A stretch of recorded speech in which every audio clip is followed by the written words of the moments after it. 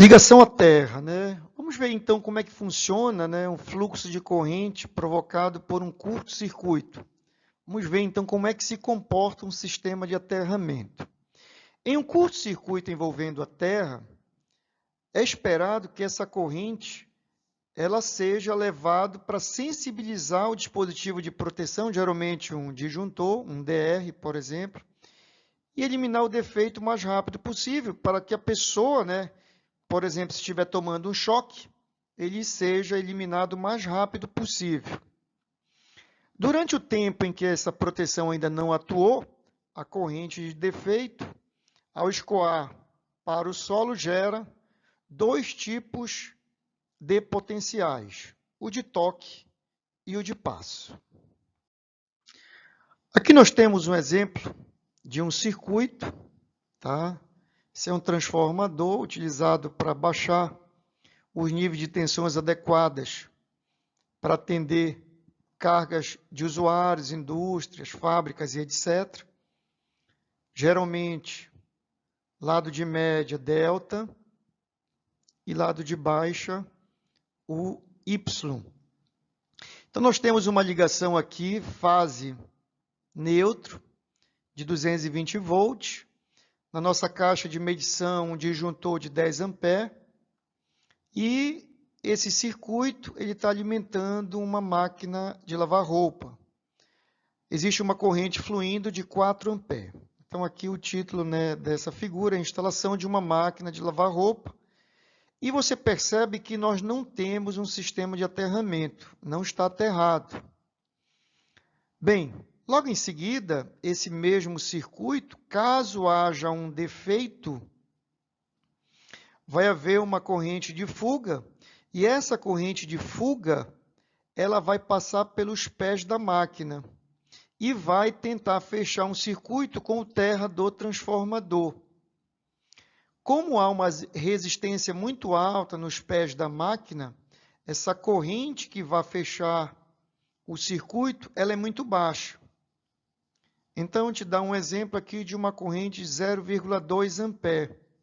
Apesar de eu ter um curto-circuito aqui na máquina, né, colocando em torno de 220 volts, a corrente que vai gerar para sensibilizar o disjuntor é muito baixa. Então, o meu disjuntor ele não vai abrir. Essa corrente vai ficar fluindo com uma máquina com defeito. Bem, se uma pessoa tocar nessa máquina, ela vai estar submetida a uma tensão de 220 volts. Então, considerando aí um ser humano, né, pelas referências bibliográficas, a resistência de um ser humano variando em torno de 1.000 a 3.000 ohms, vamos considerar um valor médio de 1.000 ohms aqui. Considerando uma resistência de 1.000 ohms submetida a uma tensão de 220 volts, nós teremos aí uma corrente passando aqui em torno de 220 miliamperes. Com mais a corrente de fuga de 0,2, a soma dessas correntes, novamente, elas fecham um circuito, né, com o terra do transformador, e a corrente que vai passar pelo circuito não é capaz de sensibilizar o dispositivo de proteção. Por quê?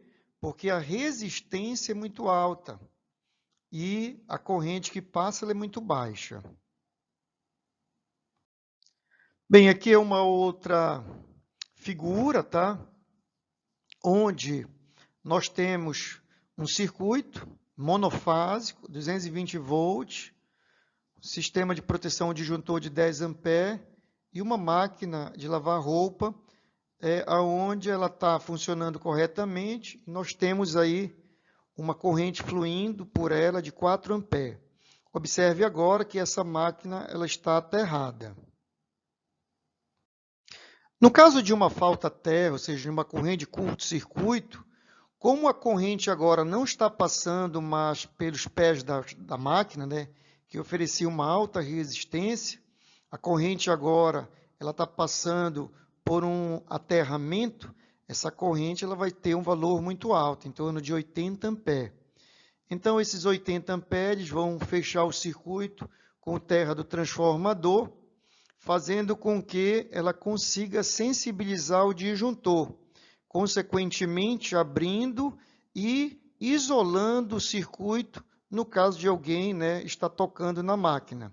Então, a importância do aterramento elétrico, né, ou seja, de uma ligação à terra, é fazer com que, como eu disse antes, essa corrente seja suficiente para sensibilizar o dispositivo de proteção, no caso aqui o disjuntor.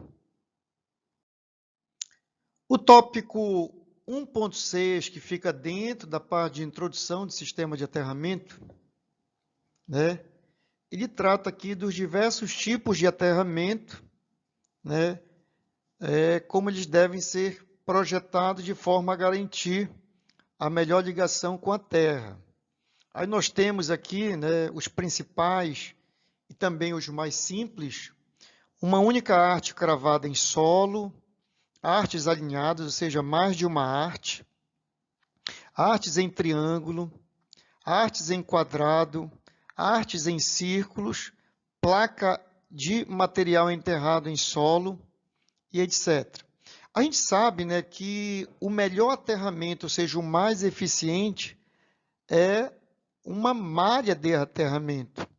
Geralmente essas malhas são malhas horizontais, não são artes que são cravadas em solo, são condutores colocados, enterrados no solo de forma horizontal, né, interligados, geralmente de cobre nu para facilitar a passagem de corrente pela terra, e elas têm que ser muito bem dimensionadas, principalmente quando elas são malhas de aterramento para subestação elétrica, onde o sistema de proteção tem que ser garantido. Bem, o tópico 1.7, ele fala sobre as artes de aterramento. Óbvio, para que haja um fluxo de corrente e esse fluxo ele vá para o mais profundo de um solo, por exemplo, nós temos que ter um meio, né, para que facilite essa passagem dessa corrente. Então, usamos as artes de aterramento. Os materiais das artes de aterramento devem ter as seguintes características: ser um excelente condutor, no caso cobre, geralmente cobre é o material mais utilizado, né, para a confecção dessas artes. Deve ser resistente às ações dos ácidos e sais dissolvidos em solo. Deve suportar a corrosão galvânica existente no solo. Quando a gente fala em corrosão galvânica, a gente verifica que quando materiais de diferentes composições e de diferentes condutibilidade, eles vão, né, um vai sofrer uma influência corrosiva maior que o outro, e neste caso, havendo perda de massa. A consequência disso é que o sistema de aterramento ele pode operar ou ele pode não operar adequadamente. Um item muito interessante é que essas artes elas devam suportar resistência mecânica em função da cravação. Geralmente uma arte, né, quando o solo ele é um solo de fácil colocação de arte, com as próprias mãos é possível, né, você iniciar o processo de cravação e terminar com, por exemplo, com uma marreta. Então, ela precisa ter uma resistência mecânica, tá? Aqui nós colocamos como uma observação, as melhores artes são geralmente as cobreadas. Entretanto, a gente sabe que o cobre é muito caro, né, para que ele fique enterrado apenas. Então, ela geralmente é uma barra de aço, né, e o cobre é depositado sobre ela. E a forma como ele é depositado pode ser fundido ou depositado eletroliticamente. Quando é fundido, a gente diz que é copper weld, e quando é depositado eletroliticamente, cad weld. Bem, o item 8, classificação dos sistemas de baixa tensão em relação à alimentação e como é que as massas também estão em relação à Terra, né?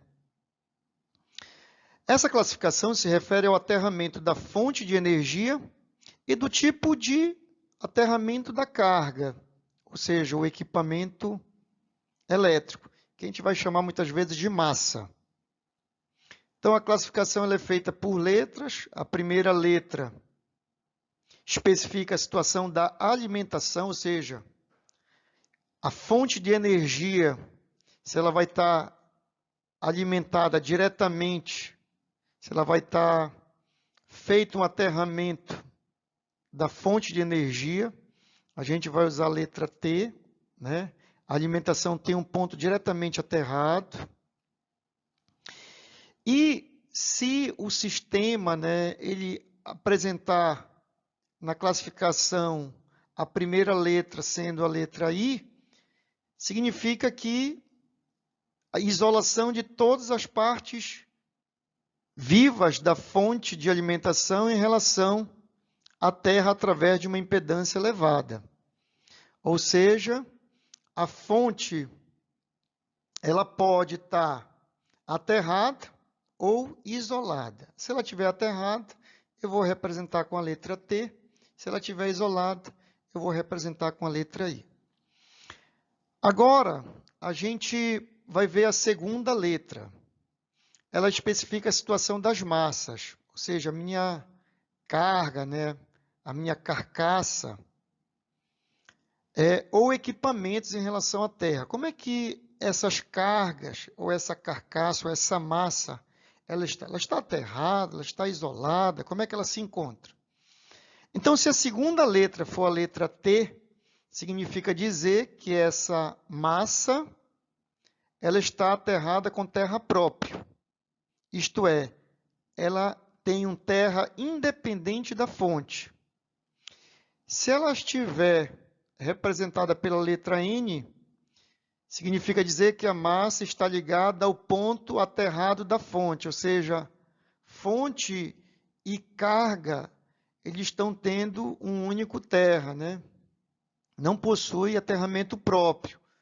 A carga está usando terra da fonte.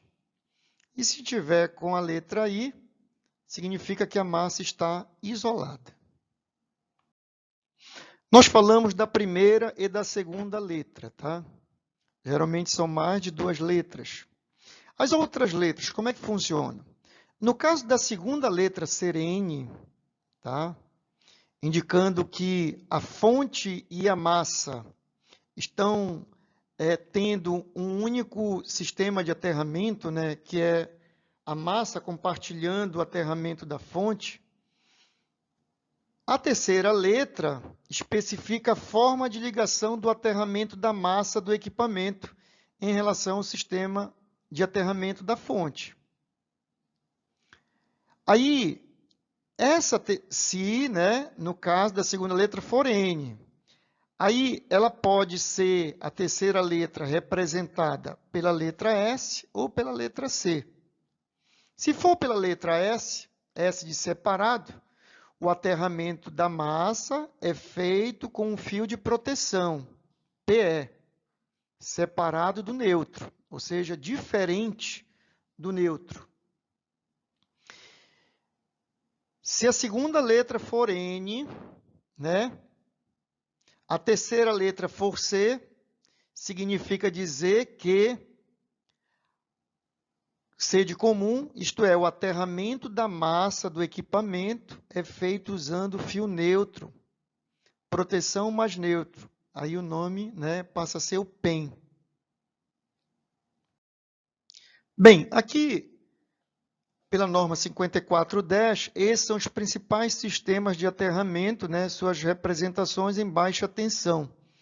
Nós temos aqui um esquema TNS, TNC, TNCS, TT e IT. O esquema TNS, a primeira letra é T, significa que a fonte de alimentação tem um aterramento. A segunda letra é N, significa que as massas elas têm o mesmo sistema, elas compartilham o mesmo sistema de aterramento da fonte. A terceira letra é S, significa dizer que o neutro e o cabo de proteção eles são independentes, ou seja, o aterramento das massas não é feito pelo neutro, é feito por um cabo específico, distinto do neutro, chamado de PE. Ok? Esse é o esquema TNS. Bem, talvez um dos melhores esquemas aí de aterramento. Tá? O TNC, T significa que a fonte ela é aterrada. E, pessoal, quando eu falo que a fonte é aterrada, tanto nos dois casos que eu citei, eu não estou me referindo ao aterramento do neutro da concessionária, tá? Eu estou me referindo a um sistema de aterramento da residência, da indústria, da fábrica, tá ok? Então, eu tenho aqui um aterramento da fonte e as minhas massas, elas são aterradas, o cabo que leva para o aterramento é o mesmo do cabo de proteção, ou seja, o neutro e o cabo de proteção, eles são iguais. Aí, nesse caso, a gente usa um TNC, C de comum. Aqui, né, o S de separado, tá? Então, eles são cabos distintos, o N e o PE. O TNCS, que é uma derivação do TNC, como é que ele funciona? Fonte aterrada, massa compartilha o aterramento da fonte, C comum, ou seja, é um cabo comum, o neutro e o cabo de proteção são o mesmo, só que ele tem uma massa, né? As massas elas podem ser derivadas, ou seja, eu posso ter circuito independente, ó. Eu posso ter um cabo de proteção e um cabo neutro, já mesmo saindo da fonte com um único cabo neutro e proteção. O esquema TT, né? A fonte tem um aterramento independente, a massa tem um aterramento independente. Esse esquema TT é muito utilizado quando as massas, ou seja, as cargas, estão localizadas bem distante da fonte. Aí, nesse caso, né, é obrigatório, por norma, a utilização de DR, uma vez que é difícil sensibilizar o sistema de proteção, porque não existe uma equipotencialização entre o neutro e o cabo de proteção das massas.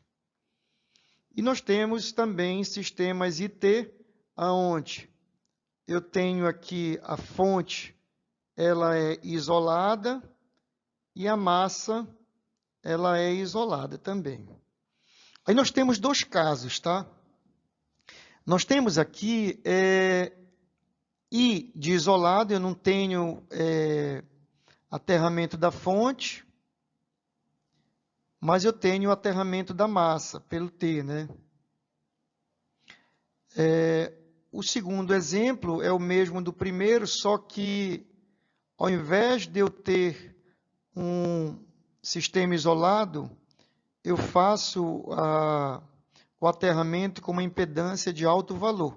É como se a fonte estivesse isolada. Coloquei algumas considerações interessantes aqui, tá?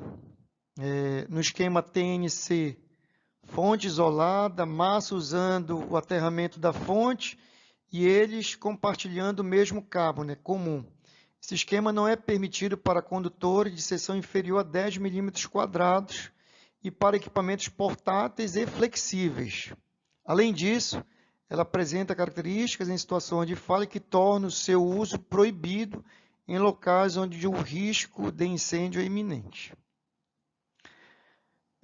O TNS, né? Fonte aterrada, neutro aterrado, usando o mesmo aterramento da fonte, só que os cabos de neutro e de proteção são separados.